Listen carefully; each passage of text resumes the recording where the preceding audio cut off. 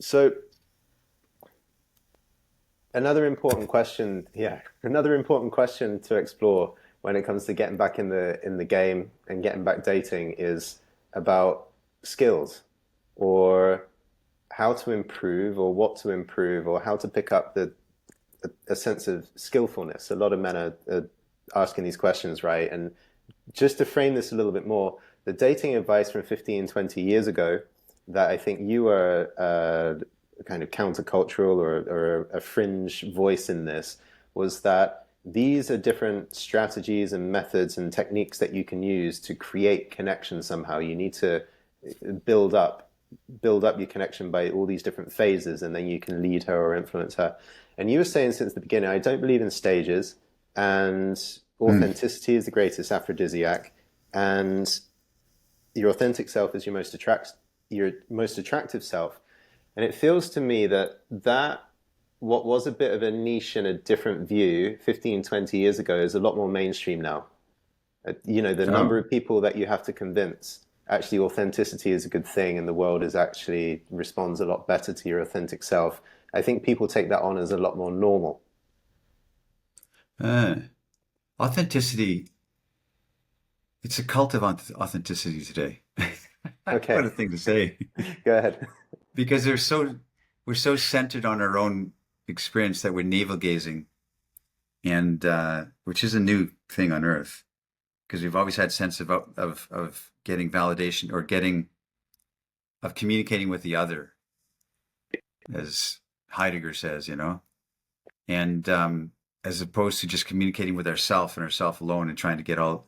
Um, so authenticity, we th- we think is the edge of authenticity can lean into vulnerability, which can lean into neediness and suckiness, Hmm. and so radical honesty, for instance, the idea that a man should just dump everything and be authentic to her um, is an important. I mean, it's important to be real and to speak truth in the moment, but to dump everything out, all of your foibles and all of your it doesn't lend itself to the air of mystique and wonder and mystery and curiosity about your life because Sure. you brain dump, you interview, And I've seen a strange entitlement actually woven into this authenticity where it's kind of like, look, I'm being an authentic man. Why aren't you dropping your defenses and being authentic in return as well? Like I offered my bleeding guts. Yeah, You got to do the same. Why are you leaving me hanging? And, and in that moment, you've got this yeah, really ugly entitlement, actually, which is yes. right up close to what you think is your authentic self. Especially because you have this hang dog expression. You're like, woe is me, my life sucked. I'm trying to get it better, and I'm nervous to talk to you, or I'm on a date with you, and it comes from this expression of I'm a victim. I, you know, the world's been unfair to me, and and there's a lot of guys that are just have that neediness of feeling like the world owes them something, or they tried their best and it failed them, and vulnerability. This aspect is if you have curiosity in your soul, I've always said that curiosity is the eighth wonder of the world. I say everything's the eighth wonder of the world, but it's curiosity. If you're curious about your experience, you're curious about the date with her, you're curious about the manifestation of it.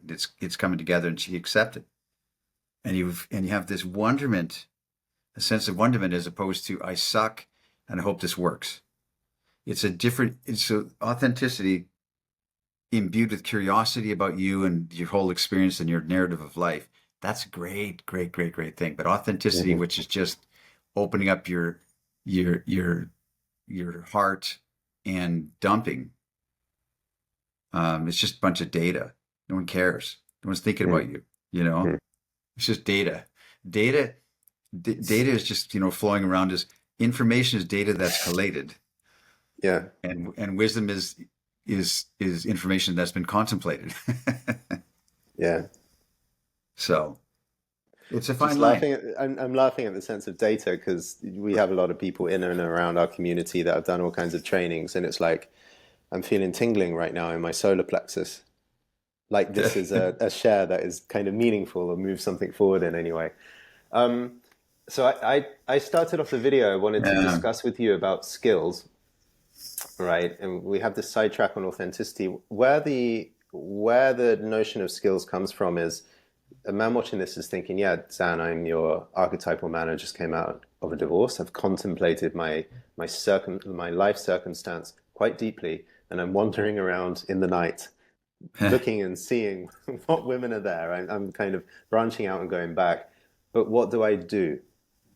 Right? How is it? You've given some Yeah. examples of how to speak, but what do I do? Are there some fundamental skills that I would benefit from having that are going to propel me so much further forward with the different women that I meet?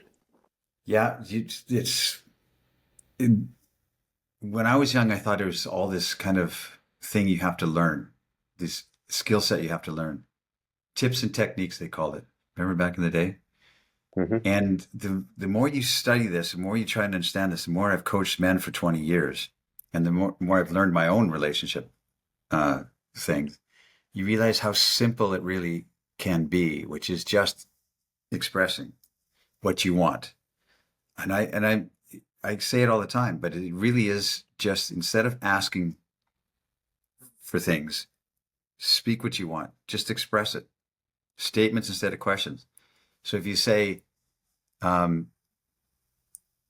and my thing that I've been saying for 20 years as well is guys say, well, I met this girl and blah, blah, blah. And I said, did you pull the trigger?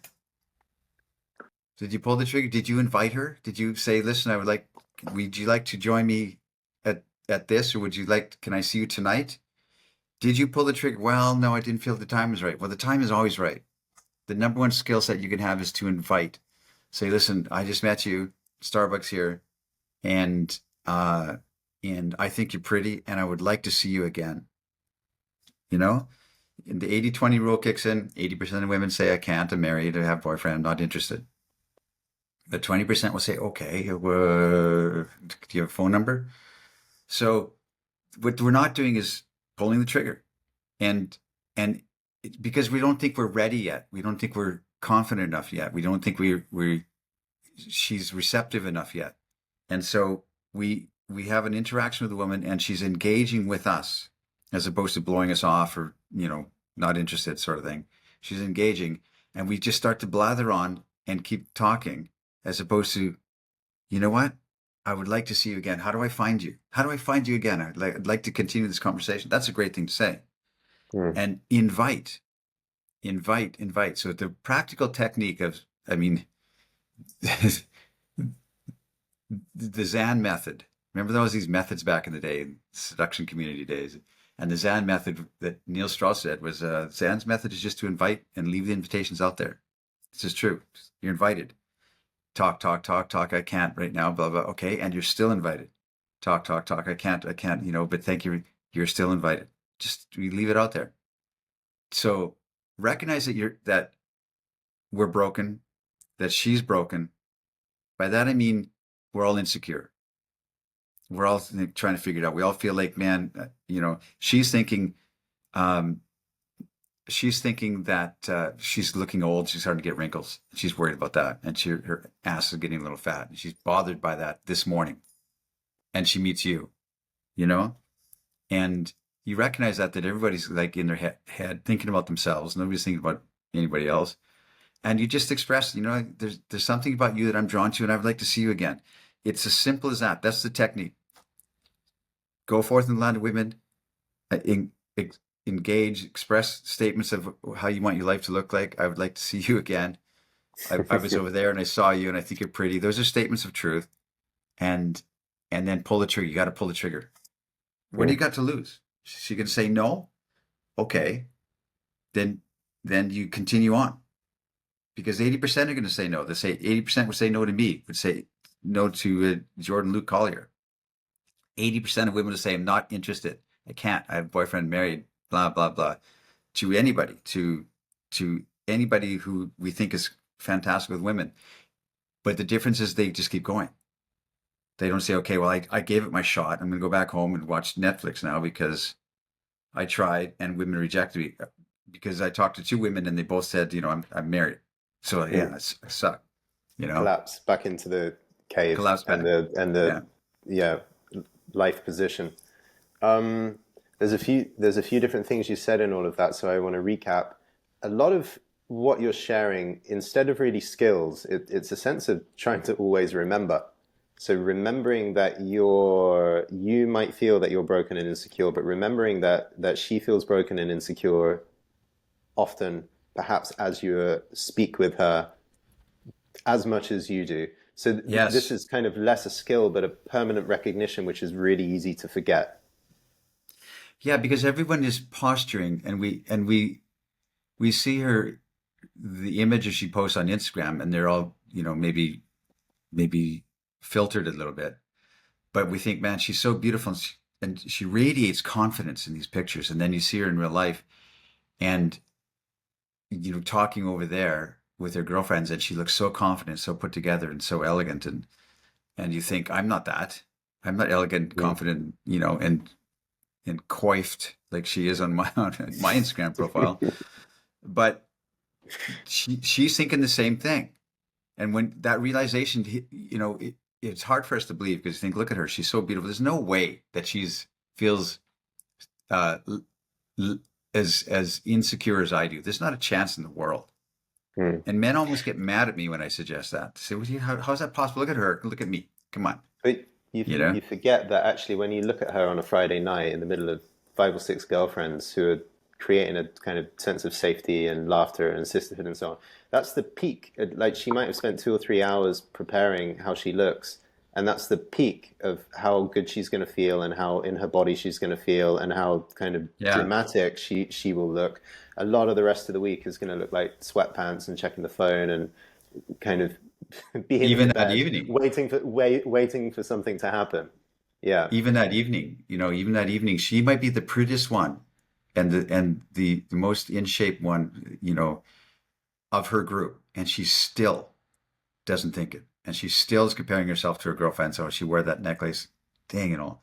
She might be the prettiest one in the group, and she still thinks she's not, for certain. And she's portraying a veneer of confidence, etc. Um, this is almost certain that the woman who's the prettiest in the group, she thinks she's not the prettiest in the group, or she thinks that there's something that somebody's going to notice about her that she's really embarrassed about. She gained 2 pounds or something, and she's like, "Oh Mm. no, I feel fat," and she shouldn't have wore this pantsuit because now she feels fat. And this You this know, is going, so as she's standing there kind of in the middle of a whole group that's of in the people, evening. Yeah, all eyes are on her, and she's still having those thoughts. she might have had, yeah, for certain, for certain. Yeah, I know that this particular topic, like things you wouldn't believe actually are happening inside the mind and the experience of a really beautiful woman. Uh, is there anything else you can add to this? Because I think this is such a hot topic that men are mesmerized by because, like you said, they cannot believe it, actually. yeah. Like I said, the realization that she's not confident and insecure and crying at night and lonely, perhaps. Men just can't grok that. They just kind of they compare themselves and they say it's not possible. I'm out of shape and she's in shape. And but the realization gives you the fortitude to go forth and say, hey, smiling, curiosity is everything. If you're curious about your own experience, you're curious how it's going to go when you talk to her, as opposed to um I don't know, opposed to lack of curiosity and just going and I have to do it. I have to go talk to girls because I'm lonely. And I saw a, a Zan Perrion video, and he said, go, invite someone, go invite. And he doesn't really believe it. But if it's imbued with curiosity about your whole experience, it's hard to nail this down because it doesn't sound practical every time I talk about it, even though to me it's super practical. There's a few things. One, I mean, one skill that strikes me as really important to have is you mentioned posturing. Everyone's posturing and trying to put on their best front, but on the inside they feel something else. How can you recognize posturing and then just like feel into like where is the doubt or what's the truth actually of this person? As we spoke about before on a podcast, what's the motivation actually of this person underneath the veneer that they want to present to the world? That's been something that's been extremely helpful to me Hmm. so that I don't just buy into the social charade or the the fake smile and Yeah, but how do the you, so glittering answer first your, impression. how would you answer that question then, Jordan? You said that you've been Well, considering this a lot, right? that's a skill to develop how to see actually beyond the posturing and beyond the initial social facade. And then my answer to that is what you just said about curiosity, which in the moment is about slowing down and just being like, this person over here, I'm attracted to her. Okay, I'm attracted to her, but am I just thinking, wow, she's so amazing. She's like a 10 and she's the best in the whole club. And if I could only speak to her. Okay, well, that's one way of blowing up her attractiveness and blowing that up into this whole Yeah. kind of inner drama, actually. But another question is to be like, wow, she's so attractive. What's she really all about? If I take a moment and just kind of behold her and how she moves through the space, what else can I tell about this woman? Maybe you can start to actually feel she's not quite at ease. She keeps checking her phone. She's looking around actually in the space, and maybe there's something missing for her. Maybe she's waiting for someone. Maybe she's bored. Maybe she's distracted with something. And all of a sudden, you get to see a bit more the reality of the woman rather than the objective judgment that yeah, she's hot enough for me, and she would be a great victory if I were to claim her. Yeah, I wrote about in the Alabaster Girl the idea of the cloud of horniness that floats Okay. around our head and obscures our vision. We can't see clearly because we're horny. And she looks like every dream girl we've ever dreamed about in that Mm, moment. And so we can't see the real her. We can't see, we don't clue into the idea that she might be insecure or a little worried about herself, because we can't see clearly. And if we could see clearly, we would be calm and we say, okay, I get it now. She's insecure too. She's insecure. She's insecure. I'm insecure. And the whole world is insecure, um, in some respect. And the idea that we all have this feeling that we're faking it. How can anybody see that, for our jobs, for instance, how can they see that in my meeting here? How can they not tell that I'm faking the whole thing? I feel like I'm such an imposter. And and she's feeling like that. She feels like I'm an imposter. I'm trying to be this Instagram girl, and I'm not that girl. mm, I'm not the way I'm in my pictures. It's like Cary Grant said, everybody wants to be Cary Grant. Even I want to be Cary Grant. mm. You know, it's that idea that we're all trying to put on a facade.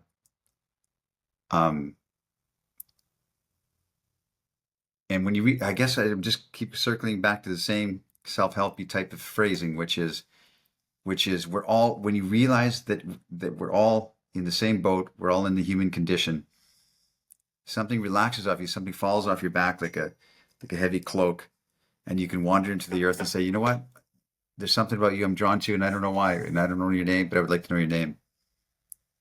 So it's the simplicity of shaking hands with your psyche. Say, okay, this is good. Let's go.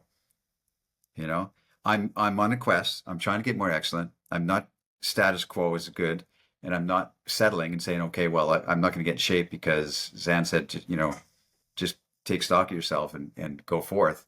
I'm going to do my best to get better in emotionally, physically, spiritually, and knowing that I am doing that is my mojo. Knowing I'm not in shape yet, but I'm heading towards getting in shape. And what's your name? That's Mm. your mojo. So there's a few different skills if we wrap up the whole video that you've mentioned from make statements, not questions, invitations. shaking hands with your psyche. That's a new phrase. I think that you've spoken. Um, and I want to finish off. I'll do a little recap, and then I'll ask you a final question. So, um, Tim Ferriss wrote a famous book 10 years ago or something like that. And his whole thing was, I want to deconstruct skill learning so I can get maximum results in as little time as possible. And he did things like perform and win a tango dancing competition with very minimal training time. Because he just Mm. deconstructed what would get points off the judges, right? So clever ways of learning. And Um, he does the same thing, learning language in a shortened amount of time. And one of his phrases was, the first 20 hours that you spend in learning a new skill is fundamental to your whole trajectory. Because if you start practicing the wrong things, you're just going to slow yourself down and get mired in, complexity that doesn't move you forward. But if you can practice that which is essential, you can just blast to a much higher level. And we also mm. had a number of years ago a member of our community, and he turned around one day and confided in me that he had been in, showing up in the land of women, and all kinds of crazy stuff was happening that he had no Yeah. real understanding or control over. And he was like, Jordan, if I want to learn French, I will find a teacher and progress through the lessons of French. If I want to learn Taekwondo, I will start with my white belt and I will learn all the different moves and the katas and the trainings or whatever so I can progress through the belts in Taekwondo. When it comes to seduction, it must be the most diffuse and nebulous skill in the universe, that the opportunity for getting mired and making slow progress is so huge, and the clarity of which way to actually go with my 20 hours, let's say, with my progression is, I don't get it. So if you were to speak to someone who's like, Zan, I want to be world class in 6 months, whatever that means, right? But if someone's saying, I want to maximize my practice and my effort, so I want to feel good in a short amount of time. I want to feel skillful. I want to feel competent, like I know what I'm doing. Where would you steer him, and how would you mentor his skill development in those first 20 hours? Well, boy. Challenge for you to bottom line the processes, I mean, as best you can. Yeah, I mean, if I had 20 hours that I had to understand this, and I was teaching myself this, I would say, okay, here's what you're going to do for 20 hours. You're going to go out there and you're going to say hi to as many women as you can and say, what's your name? And then you're going to say, I would like to see you again. And you're going to express it because the 80-20 rule kicks in. If you talk to 10 women and say at a bus stop and say, hey, what's your name? Would you like to go for coffee? Two are going to do it. It's and that those two will give you that grounding, that feeling that you did something right. Two are going to say yes, I'll go for coffee with you. Would you like to go on a date with me? Two will say yes. Hmm. Would you like to come over to in the evening and we'll cook dinner together? Two are going to say yes, and there's no shortcutting it.